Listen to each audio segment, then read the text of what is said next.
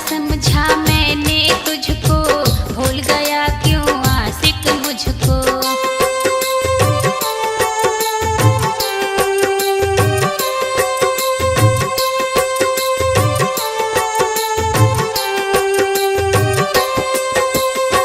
अपना समझा मैंने तुझको, भूल गया क्यों आशिक मुझको।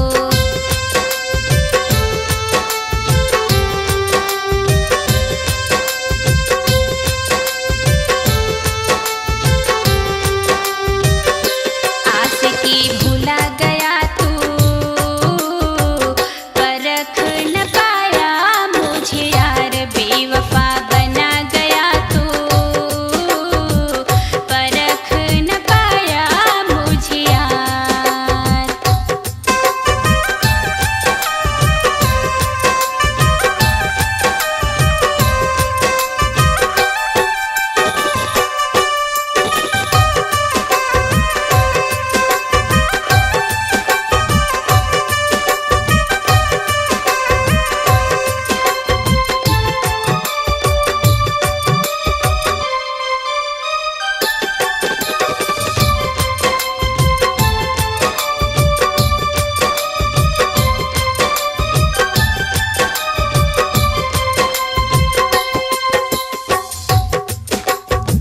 कैसे भूलूं तुझको दिल से, पाया था मैंने बड़ी मुश्किल से।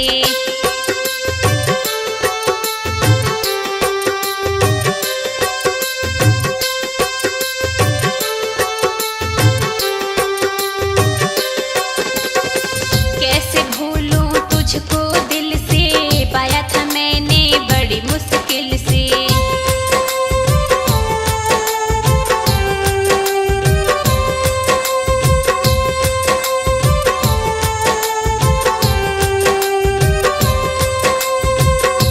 याद तेरी आती है, रोती हूँ मैं, दिलदार बेवफा बना गया तू,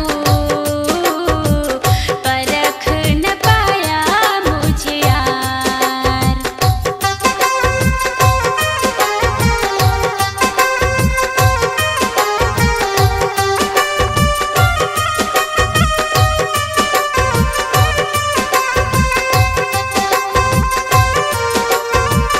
recording PSB studio, Pintu ji Jain, Jaipur.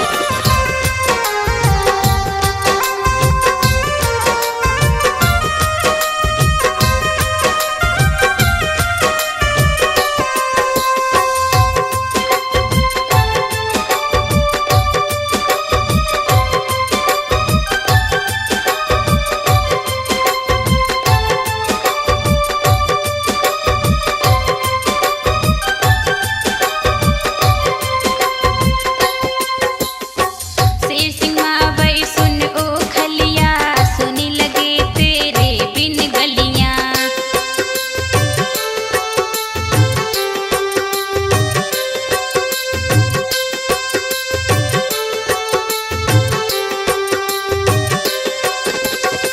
Sher Singh Mavai सुन ओ खलिया, सुनी लगे तेरे बिन गलियां।